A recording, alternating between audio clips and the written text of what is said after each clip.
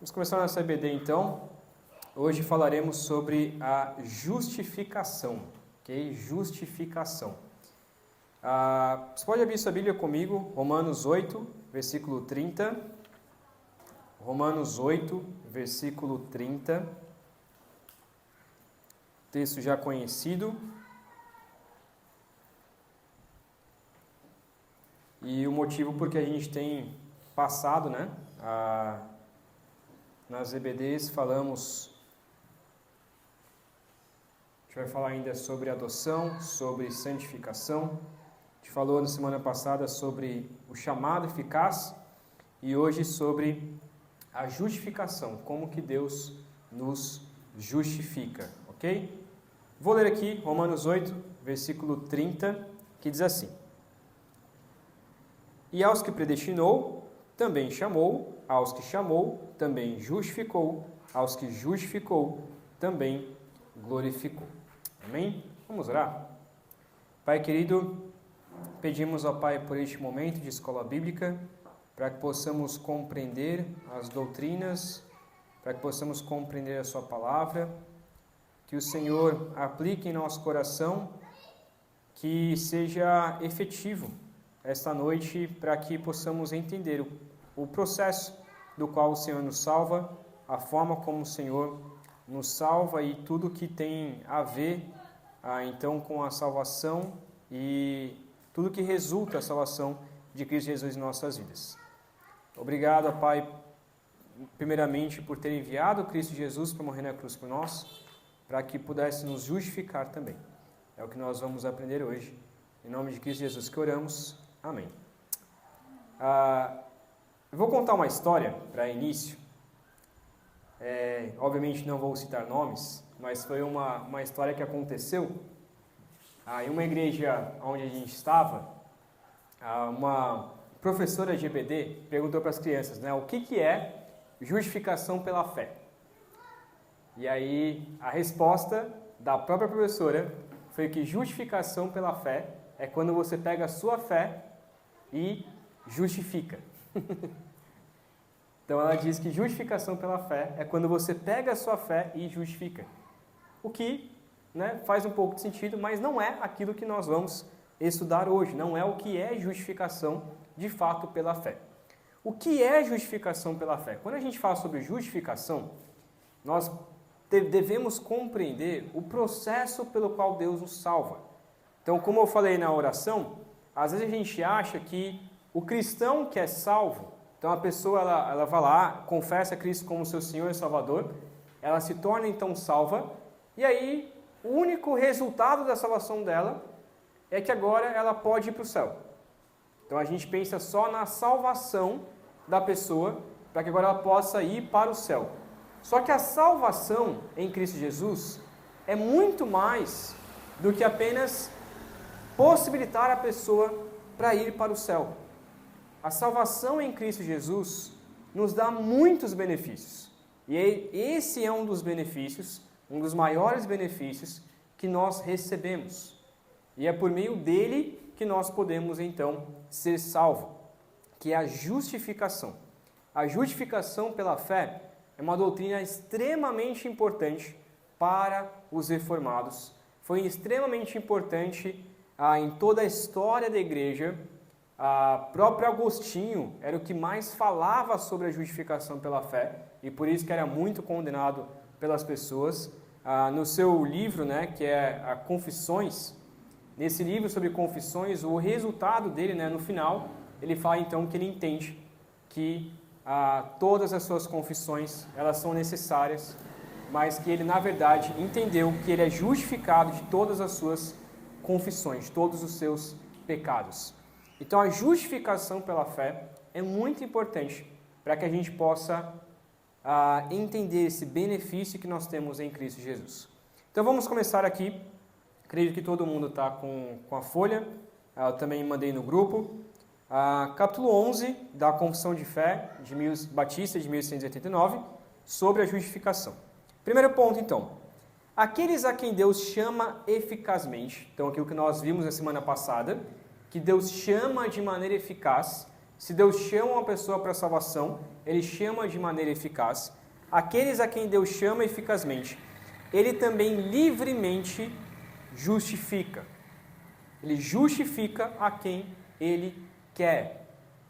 Não por meio da infusão de justiça neles, mas por perdoar os seus pecados e por considerar e aceitar as suas pessoas como justos. Então, o que ele está nos mostrando aqui? Que Deus, Ele nos considera, a partir do momento em que você confessa Cristo Jesus como seu Senhor e Salvador, a partir do momento, então, que você é salvo por Cristo Jesus, Deus, então, te justifica, torna você justo. Ou seja, para Deus, você é considerado uma pessoa justa. De fato, você é salvo. Você é um justo. Então, Ele aceita, Ele considera você, então, como uma pessoa justa. Vamos ler Romanos 4, 5 ao 8. Alguém quer ler esse texto? Romanos 4, 5 ao 8. Todavia, aquele que não trabalha... Isso. Aquele que não trabalha, mas confia em Deus, que justifica o ímpio, sua fé lhe é acreditada como justiça. Davi diz a mesma coisa quando fala da felicidade do homem, a quem Deus acredita a justiça independente de obras. Como são felizes aqueles que têm suas transgressões perdoadas, cujos pecados são apagados. Como é feliz aquele a quem o Senhor não atribui culpa. Ok, então esse texto é importante para a gente entender o que é a justificação. Versículo 7 e versículo 8, ele explica o que é justificação. Justificação é quando Deus, então ele diz, bem-aventurados aqueles cujas transgressões são perdoadas. Então a pessoa se torna justa, significa que Deus torna os seus pecados, torna as suas transgressões, tudo aquilo que ele fez contra Deus está perdoado. Então, tudo o que uma pessoa fez contra Deus em seus pecados, quando ela se torna justa, quando Deus a torna justa, todos os seus pecados estão perdoados. Todos, todos. Até aqueles que você cometeu no passado, aquele que você cometeu hoje e aqueles que você vai cometer no futuro, aqueles pecados aos quais você nem sabe que pecou, mas pecou, todos os seus pecados, eles estão perdoados. Todos os seus pecados estão cobertos. A ideia de cobertos não é que Deus simplesmente ignora, né? Não, Deus sabe que você peca. Deus conhece seu coração, Ele sabe todos os seus pecados, Ele impõe a sua disciplina por cada pecado que você comete, mas eles estão cobertos.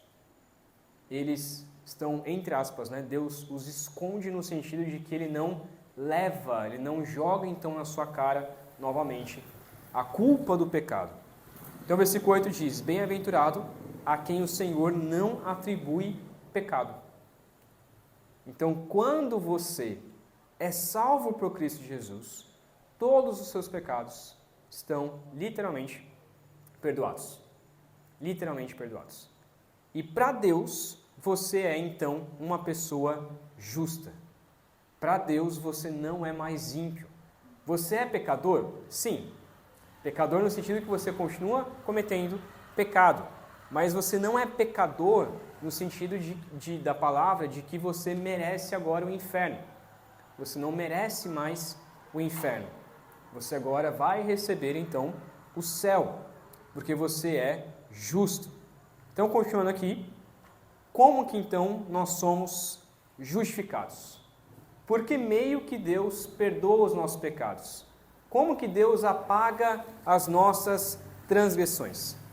Ele diz, então, completa ali, depois do versículo, Efésios 1:7, ele diz, não por qualquer coisa neles operada ou por eles feita, mas por causa de Cristo somente.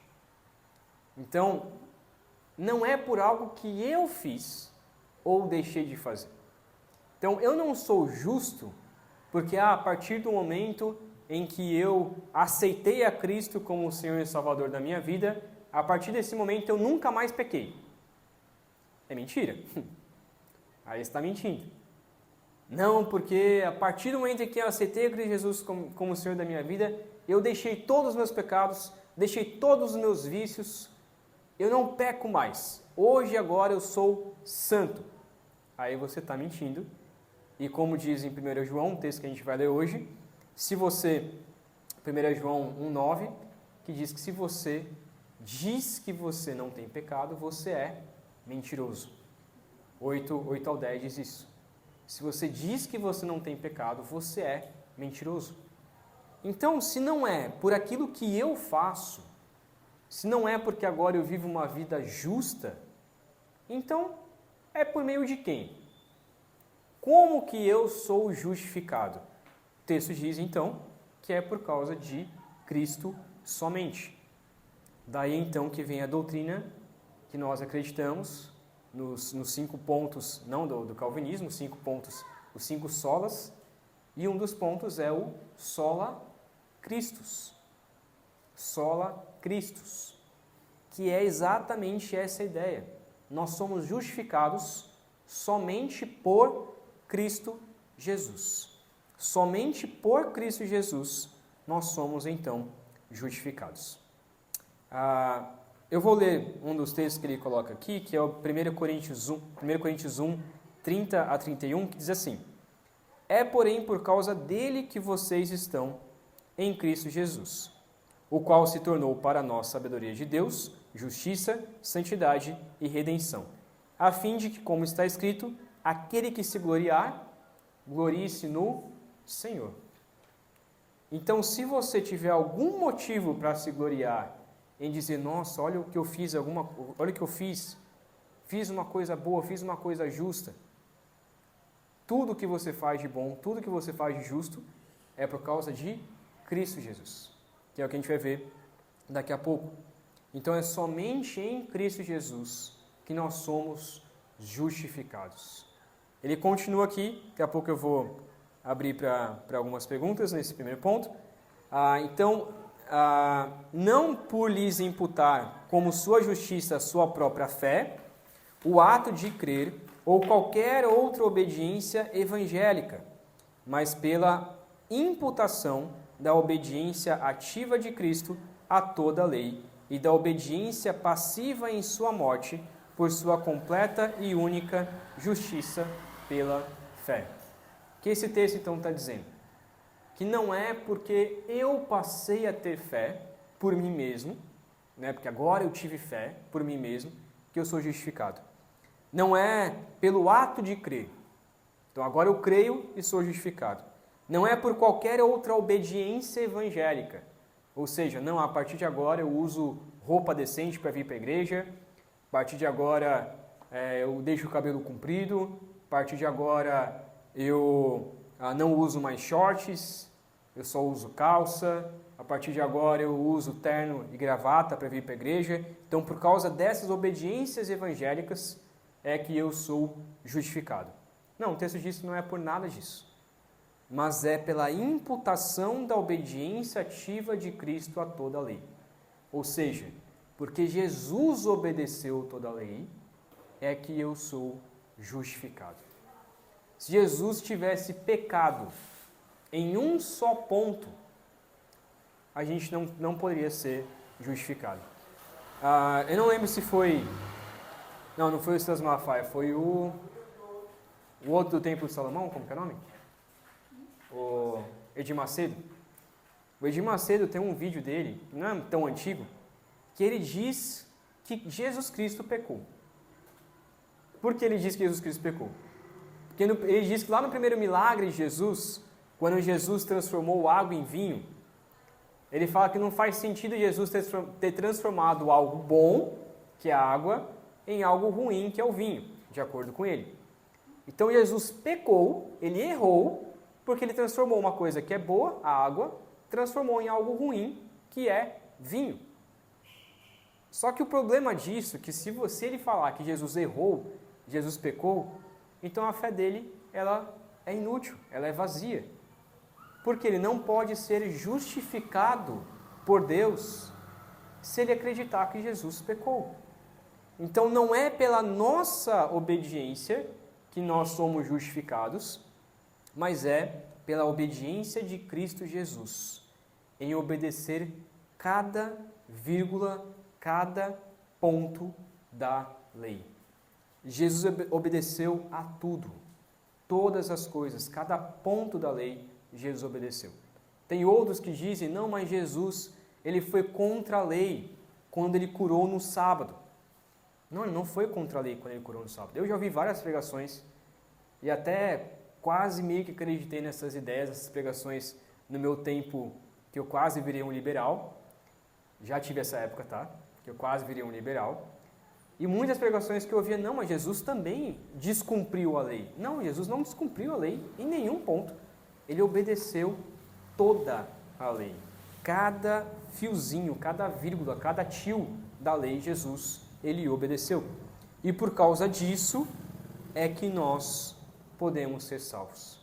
Não só pela obediência de Cristo, mas outra coisa que ele diz também, é por meio da sua morte, por sua completa e única justiça pela fé.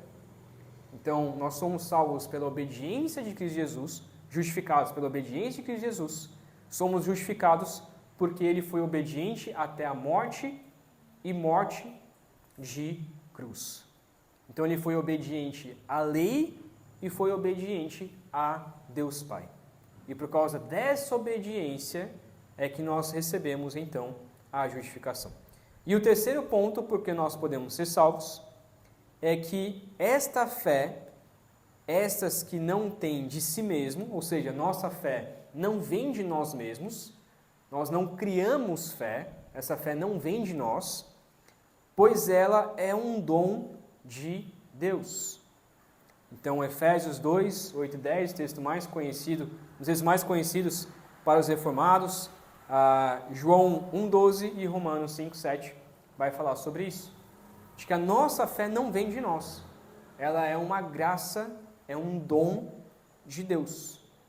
Então, para resumir, como nós somos justificados? Qual é o ato da justificação na vida de um cristão? Primeiro, ele então sabe que é somente Cristo quem o justifica.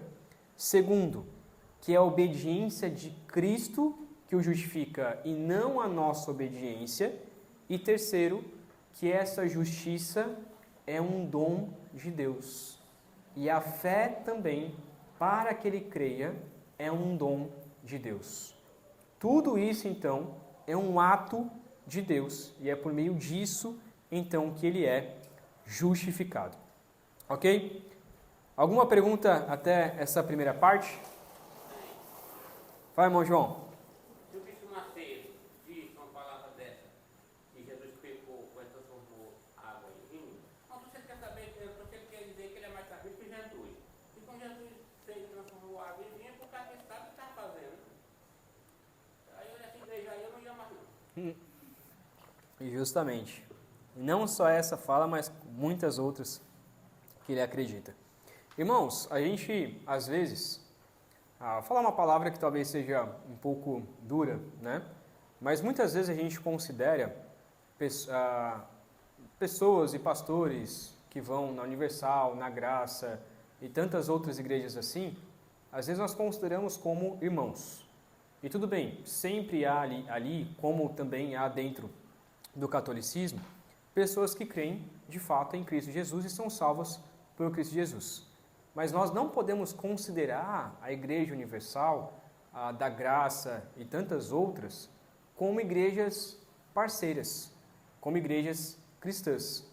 Porque eles não acreditam nisso que nós estamos colocando aqui. Eles não acreditam que Jesus é 100% Deus, 100% homem. Eles não acreditam que a salvação é por meio da fé. O que eles acreditam é que a salvação é por meio das obras. Eles acreditam isso. Que a salvação é pela fé, só que é a fé que eu tenho, e se eu continuar fazendo boas obras, é que eu sou salvo. E acreditam também na perda de salvação, que o cristão ele pode perder a salvação a qualquer momento. Então ele tem que lutar para não perder a salvação.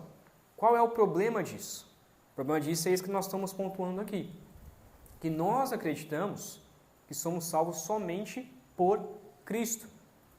O que eles acreditam é, não, você é salvo por Cristo e pelos seus atos. Você é salvo por Cristo e pela sua obediência a Deus. Você é salvo por Cristo e por dar o dízimo. Se você não dá o dízimo, você perde a sua salvação. Então esse é o problema de nós abrirmos muito o leque e falarmos, né, não, todas essas igrejas são igrejas cristãs assim como a nossa. Nós devemos ter um certo tipo de cuidado também com isso, né? Eu sei que é duro, mas é a realidade. Essas igrejas não pregam o verdadeiro evangelho. Muitos ali estão sendo enganados, mas possivelmente muitos ali são verdadeiros cristãos que buscam ao Senhor, mas infelizmente nós não podemos considerar a igreja como uma igreja cristã, uma igreja evangélica. Ok? Verdadeira, né? Vamos continuar aqui. Segundo ponto. A fé, assim recebendo a Cristo e descansando nele em sua justiça, é o único instrumento de justificação. Ou seja, a única forma pelo qual nós podemos ser justificados é por meio da fé. Então, Romanos 3, 28, alguém pode ler esse texto? Romanos 3, 28.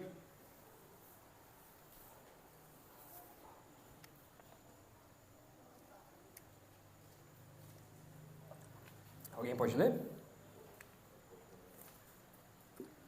Romanos 3, 28. Pois sustentamos que o homem é justificado pela fé, independente da obediência à lei. Muito bem, então, o homem ele é justificado pela fé, independentemente das obras da lei. Então, eu não sou salvo porque eu cumpro a obra. Nem mesmo, a gente vai ver no último ponto, já adiantando ali, lá no último ponto, diz assim, já vou adiantar aqui para a gente entrar aqui na discussão, que a justificação, lá no ponto 6, a justificação dos crentes sobre o Antigo Testamento era, em todos os aspectos, uma e a mesma com a justificação dos crentes sobre o Novo Testamento. O que isso significa? Como que os israelitas, os hebreus, eram salvos no Antigo Testamento? Como que eles eram salvos? Por meio do quê? Me respondam. Ok, aí que está o detalhe. Está vendo como a gente às vezes acredita nisso? Que o judeu, o judeu veio depois. O israelita, ele é salvo. A gente acredita, não, lá no Antigo Testamento ele é salvo pela obediência à lei. Só que não. Nunca foi sob obediência da lei. Nunca foi. A pessoa ela sempre foi salva por meio da fé. Da fé em quem? Da fé em Deus. Da fé no Messias. O sacrifício que eles faziam era o sacrifício da justificação, da redenção. Todos esses sacrifícios eram um pré-anúncio do Messias, de que o Messias viria para nos justificar. Então, o próprio texto lá de Romanos e de Hebreus também diz que Abraão foi justificado por meio da fé. Abraão não foi justificado pelas suas boas obras, ele foi justificado por meio da fé. E assim todos aqueles que são justificados por meio da fé, que têm fé em Deus, no sacrifício do Messias, então são justificados. As obras fazem parte disso? Sim, a gente já vai falar sobre as obras que fazem parte disso. Mas nunca foi pela obediência da lei. Porque não tem como nós sermos salvos pela obediência da lei, porque não tem como nós cumprirmos a lei. Então, se eu obedecesse toda a lei, desde que eu nasci até o final da vida, eu poderia ser salvo? Sim, eu poderia ser salvo. Por quê? Porque eu obedeci a lei do começo ao fim, ou seja, eu não tenho pecado. Então eu posso ser salvo porque eu não tenho pecado. Mas eu consigo obedecer a lei do começo da minha vida até o fim da minha vida? Não. Então por isso que eu preciso da justiça. É por isso que eu preciso da fé. A fé não vem de mim, a fé vem de Deus. Irmão? O senhor está falando aí, é o que tem aqui no Romanos, capítulo 3:30. Né?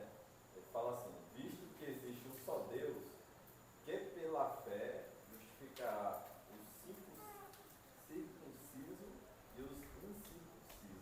Né? Justamente. Ele vai justificar, né, pela fé, tanto aqueles que são circuncidados em obediência à lei, e tanto aqueles que não são circuncidados em obediência à lei, justamente. E aí depois no 31 ele diz, né, anulamos, então, a lei pela fé? De maneira alguma. Ao contrário, confirmamos a lei. Então nós não anulamos a lei, não jogamos fora a lei. Então tem muitos que dizem, que falam isso, eu já preguei sobre isso, infelizmente. De que não, o Antigo Testamento era duro, era ali uma lei muito pesada, e aí veio o Novo Testamento, que é a graça, e nos trouxe a graça de Deus, e nos tirou o peso da lei, e agora é só graça e tal. Ok, mas tanto tem lei e graça no Antigo Testamento, e tanto tem lei e graça no Novo Testamento. Na verdade, a lei do Novo Testamento é pior do que a lei do Antigo Testamento. Porque a lei do Antigo Testamento dizia assim, olha, se você se deitar com uma mulher, você está adulterando. E aí a lei do Novo Testamento é a seguinte, Jesus diz, se você pensar em sua mente, você está em adultério. Ou seja, Jesus confirma e, em certo sentido, piora a lei. Ele mostra que a lei não é só um cumprimento externo, mas é um cumprimento do coração. Ele diz, se a sua mão direita te faz pecar, não é somente deixar de pecar, mas arranca lá fora. O seu olho direito te faz pecar, não é só deixar de pecar, não é só fechar o olho, é arrancar seu olho fora. Então Jesus está dizendo que não adianta você tentar cumprir a lei, porque você não vai conseguir. Não adianta você tentar ser justificado por meio da lei, porque você não vai conseguir. É impossível. Não tem como. Então, para que a lei serve se ela não justifica?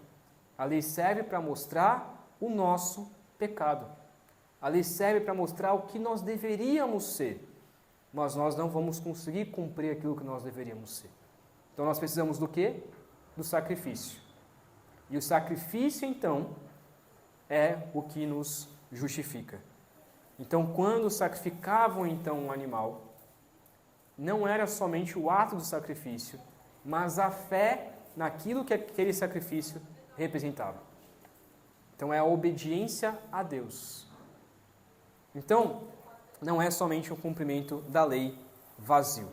Então, ele diz ali, continuando, ainda assim, ela não está sozinha na pessoa justificada, mas sempre se encontra acompanhada de todas as outras graças salvíficas. E não é uma fé morta, mas uma fé que opera pelo amor. O que isso significa, então? Depois ele vai explicar um pouco mais sobre isso. Não sei se vai dar tempo da gente entrar em todos os detalhes. Mas o que ele está dizendo aqui? Que o justificado atua, a partir do momento em que ele é justificado, ele vai agir de maneira justa. E aí que está o ponto. Porque alguns podem dizer, e eu também já acreditei nisso, sobre o crente carnal. Já ouviu falar sobre a teoria do crente carnal? A teoria do crente carnal é a seguinte, ela surgiu principalmente com os dispensacionalistas. Nome difícil, né? Dispensacionalistas. Depois você pesquisa, não precisa pesquisar também, mas enfim. Resumindo, existem os aliancistas e os dispensacionalistas. Nós que somos mais reformados, pendemos mais para o lado aliancista. O que os dispensacionalistas passaram a acreditar? Passaram a colocar, isso foi depois de 1800 e pouco, com o Scofield. Eles passaram a acreditar na teoria do crente carnal, que é que existe o crente que pode ser que lá na sua infância, ou em algum momento da sua vida, tenha aceitado Cristo como seu Senhor e Salvador, mas depois viveu a sua vida totalmente rebelde a Deus. Totalmente rebelde a Deus. Mas uma vez ele confessou a Cristo. Mas ele vive agora o resto da sua vida em rebeldia ao Senhor, vive como um carnal mesmo. Mas se ele confessou uma vez na sua vida passada, confessou a Cristo como seu Senhor e Salvador, ele agora é salvo. Então, mesmo que ele vá para o céu com a borda do seu manto ali chamuscado, ou seja, quase no inferno, mas ele está no céu. Qual que é o problema disso? Como eu já vi um missionário indo pregar o evangelho comigo e dizendo isso, o missionário dizendo isso. Nós não estamos aqui para fazer pessoas igrejeiras, ou seja, para que a pessoa vire então e se torne uma pessoa na igreja. Estamos aqui só para salvar.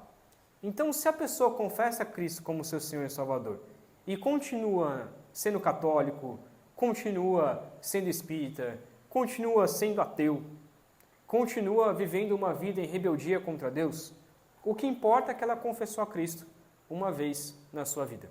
Então nós estamos aqui para fazer com que ela confesse a Cristo como seu Senhor e Salvador. Qual é o problema disso? Qual é o problema disso? Que uma pessoa justificada, ela atua em justiça. Ela vive de maneira justa. Se uma pessoa não vive de maneira justa, talvez ela não tenha sido justificada. Então, essa teoria do crente carnal, ela é complicada, ela gera muitos problemas, porque, por exemplo, eu com esse missionário, né? A gente foi evangelizar, e aí chegou para o Senhor confessou a Cristo como seu Senhor e Salvador, meio que assim de boca para fora, e eu perguntei para ele, e aí, como que vai ficar a vida desse senhor? Não, o que importa é que ele vai para o céu agora. O que importa é que ele já está no céu. Não importa o que ele faça agora da vida dele. Isso é um problema. Isso é um problema. Por quê? Porque ele precisa viver de maneira justa. Ele precisa entender aquilo que ele creu. Então eu creio que sim, existe o momento da conversão, existe aquele momento em que a pessoa confessa a Cristo Jesus e é convertida, mas eu creio também que a fé, ela é progressiva. A pessoa vai crendo em Deus. Não sei se você tem essa experiência, de que a cada dia que vai se passando, talvez você se pergunte assim, nossa, será que eu acreditava mesmo em Jesus há 10 anos atrás? Porque agora eu vejo Jesus com outros olhos, agora eu entendo a fé com uma outra visão. Será que eu realmente acreditei em Cristo Jesus há 10 anos atrás, quando foi meu momento de conversão? Talvez sim, talvez não. Mas por quê? Porque a fé, ela é progressiva. Com o passar do tempo, a gente vai acreditando e confirmando, Deus vai confirmando mais ainda a fé em nossos corações. Então a ideia do crente carnal, ela é complicada. Por quê? Porque o salvo, o justo, ele age de maneira justa. Ele não é salvo pela maneira justa, não é salvo pelos seus atos de justiça, mas ele age, ele vai agindo de maneira justa. Ele vai vivendo de maneira justa. Então, por isso que ele é uma fé que opera pelo amor. É uma fé que vai crescendo. Uma fé que vai se expandindo. É uma fé em que ele vai crendo ainda mais em Cristo Jesus. E é por isso que o discipulado e é por isso que a igreja são necessários. É importante na vida do cristão. Então a justificação, ela é isso. Ok? Eu vou só ir para esse terceiro ponto. E aí a gente encerra já no CBD. Tem mais algumas coisas aqui para... que a gente poderia estudar um pouco mais, mas já estamos estourados no nosso tempo. Vamos lá, terceiro ponto. Cristo, por sua obediência e morte, pagou plenamente a dívida de todos os que são assim justificados. E pelo sacrifício de si mesmo, no sangue de sua cruz, sujeitando-se no lugar deles a penalidade a eles devida, fez uma satisfação apropriada, real e plena a justiça de Deus em nome deles. Então, qual que é a ideia aqui? Jesus, ele satisfez a ira de Deus. Uma satisfação apropriada, um sacrifício perfeito, real e pleno, a justiça de Deus em nosso nome. Então, em nosso nome, Deus enviou Cristo Jesus para obedecer e ser morto na cruz, para que nós fôssemos justificados por livre graça de Deus. Então o texto continua. No entanto, isso acontece na medida em que ele foi entregue pelo Pai para eles. A sua obediência e satisfação, são aceitas em seu lugar, e ambos livremente, não por qualquer coisa. A justificação deles acontece somente por livre graça, de forma que tanto a exata justiça quanto a rica graça de Deus são glorificadas na justificação dos pecadores. Então, é por livre graça de Deus. Deus concede livremente a fé e a justificação a quem Ele quer, por meio da obediência, por meio do sacrifício perfeito de Cristo Jesus por nós. Então, por meio do que Deus nos escolhe e nos justifica? Por meio da sua livre graça, por meio da sua livre vontade, porque Ele quer, da forma como Ele quer. Eu vou para o quarto ponto, que diz assim: Deus, de toda a eternidade, decretou justificar todos os eleitos. Então, por toda a eternidade, desde toda a eternidade, Deus, Ele decretou justificar os eleitos. Ele simplesmente decretou: essa pessoa vai ser justificada. Por quê? Porque eu quero. Porque ela merece? Não, ela não merece. Mas é porque eu quero. E Cristo, na plenitude do tempo, morreu pelo pecado deles e ressuscitou para a sua justificação. Então, novamente, Cristo morreu e ressuscitou para que nós pudéssemos ser justificados. No entanto, eles não são justificados pessoalmente, ou seja, nós não podemos nos tornar justos até que o Espírito Santo, no tempo, efetivamente aplica-lhes a Cristo. O que significa, então? Que nós somos justificados por meio de Cristo, mas quem aplica a Cristo e quem nos justifica, quem é? O Espírito Santo. Então, por isso nós falamos do selo do Espírito Santo. Sabe o que é o selo do Espírito Santo? Há duas teorias para o selo do Espírito Santo. A primeira teoria é daquele selo de carta, né? Que você coloca o selo de carta e aí então envia uma carta. Só que esse selo de carta, e a segunda teoria é daquele selo que você coloca num boi, né? Esquenta aquele ferro e aí coloca lá aquela marca naquele boi. Mas provavelmente seja essa primeira ideia do selo, que é do selo de um rei. Então, como você sabe que uma carta pertence a uma pessoa? Hoje é meio até difícil, né? Porque a gente pode burlar muito o sistema. A pessoa pode assinar por outra pessoa, confessando um pecado aqui. Eu já assinei muita carta da escola com a assinatura da minha mãe, que era muito fácil a assinatura da minha mãe, era só o nome dela, uma letra que daria para copiar. A assinatura do meu pai não, a assinatura do meu pai era toda complicada, ia para lá e riscava e fazia um monte de coisa. Eu tenho certeza que minha mãe vai escutar isso aqui depois, na internet, e eu admito esse pecado, né? Muitas vezes eu assinava com o nome da minha mãe. E aí meu pai mesmo falou para mim: Samuel, faça uma assinatura difícil de alguém copiar. E aí eu fui lá e tentei fazer uma assinatura mais difícil de alguém copiar, por conta disso, porque hoje é fácil você burlar. Só que o que era o selo de uma carta? Como você identificava que aquela carta vinha de uma pessoa?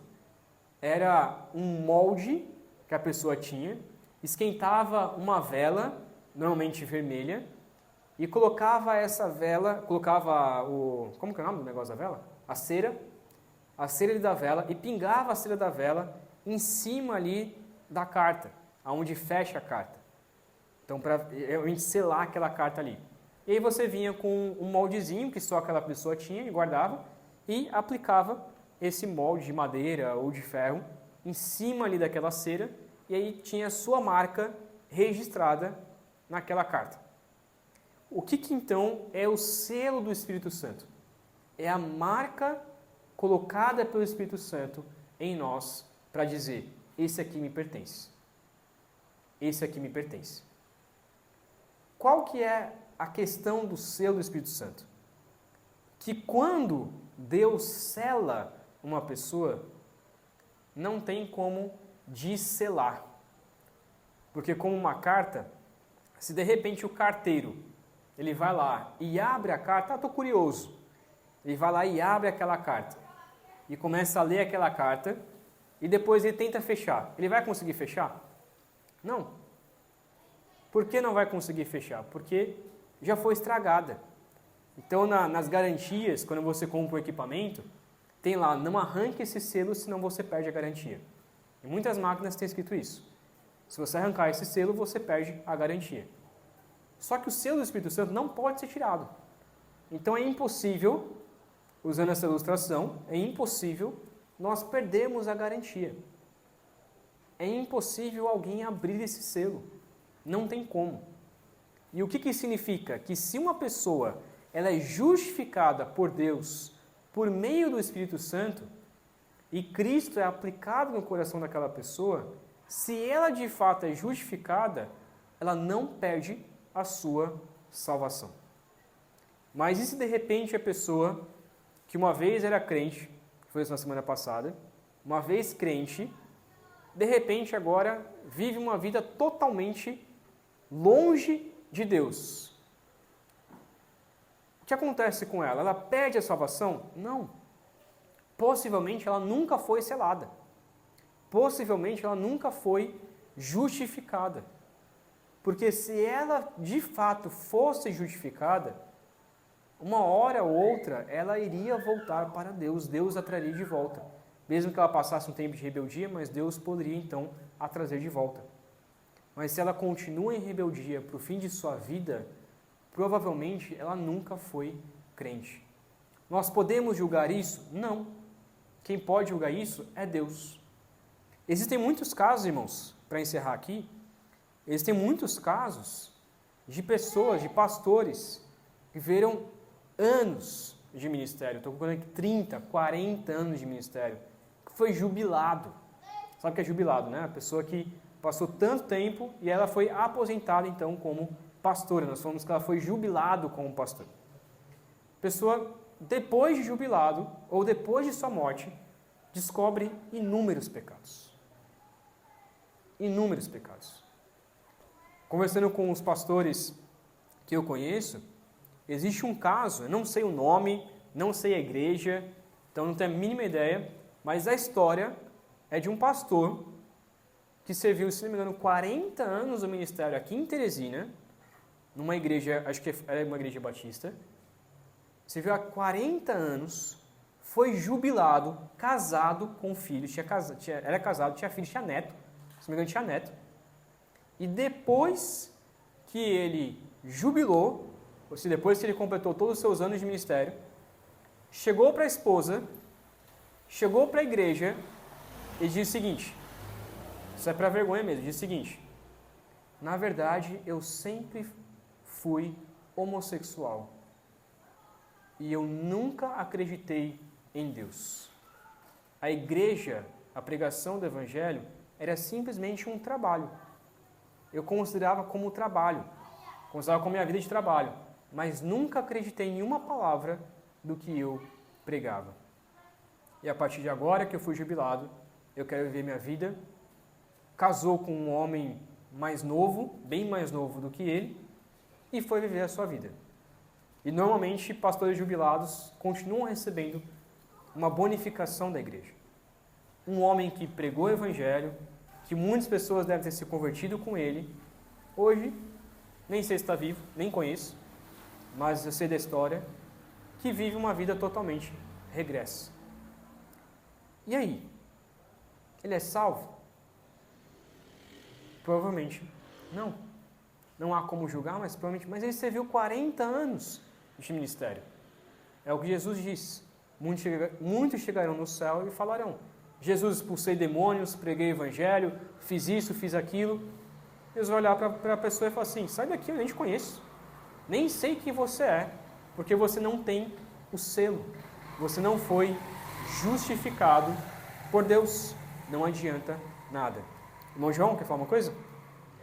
Vamos deixar ele. Não chamar ele de pastor, não. Vamos deixar ele. O que significa para Deus? Está completamente perdido ou não? Provavelmente sim, né? E aí, irmãos, não tem como a gente julgar isso. Não tem como a gente julgar. No sentido assim, a gente tem que pregar contra isso, obviamente, né? A gente não pode aceitar uma coisa dessa. Eu até tenho que dizer para você, mas faz sentido aí, posso dizer? Pode falar, irmão. Lá na Igreja Batista, lá em Jatupiri, quando eu estava lá, tinha praticamente uma moça, tá? Que era muito, vivia praticamente na frente do altar, com as outras cantando, até tocar violão e tudo. E era muito bem conhecida, era muito bem pegada lá com a palavra do Senhor. Aí não custou nada, depois do tempo ela ficou falhando um dia e já estava namorando com o outro. Uhum. Será que a pessoa dessa vez está perdoada? É. Irmãos, tem uma frase do André Valadão, né? Ih, esse aí, como que é que ele fala? Não é crente não, como que é que ele fala? Alguma coisa assim, não é crente. Como que é? Vocês não são crente não, né? A gente não pode chegar para uma pessoa dessa e falar assim, não, esse aí não é crente. O que a gente pode julgar pelos atos é que ela não demonstra, pelos seus atos, com uma pessoa cristã.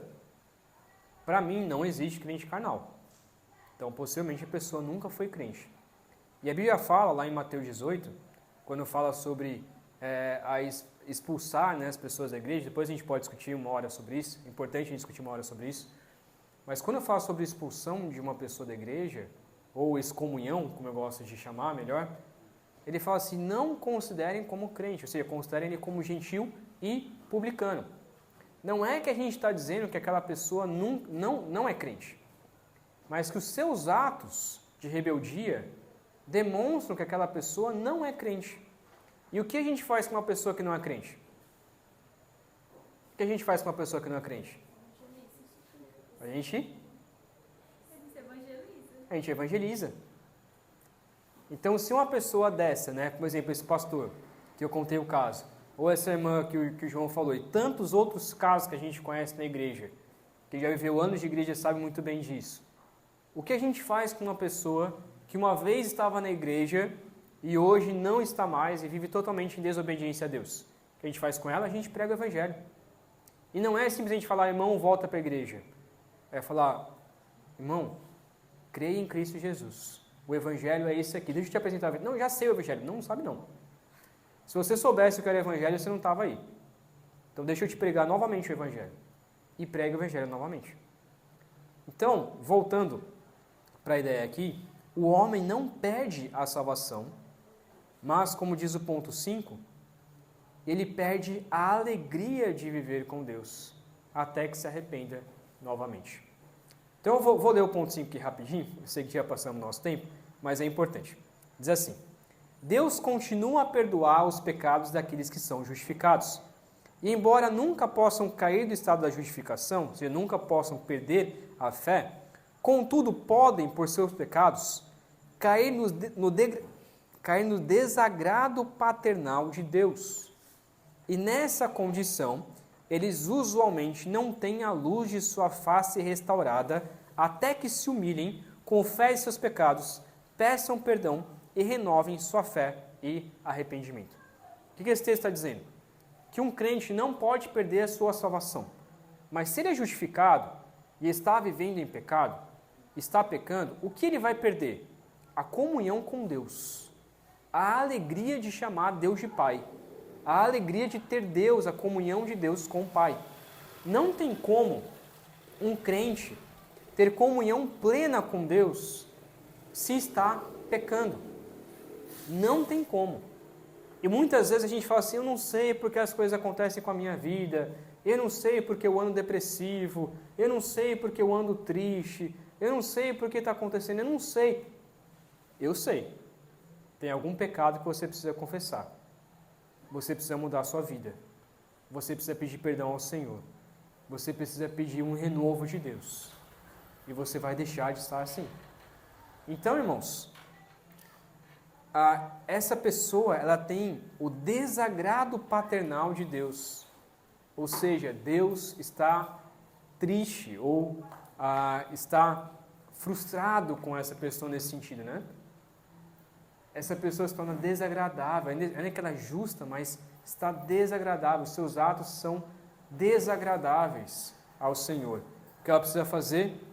Pedir perdão, precisa se humilhar, confessar os pecados, pedir perdão ao Senhor e renovar a sua fé e arrependimento.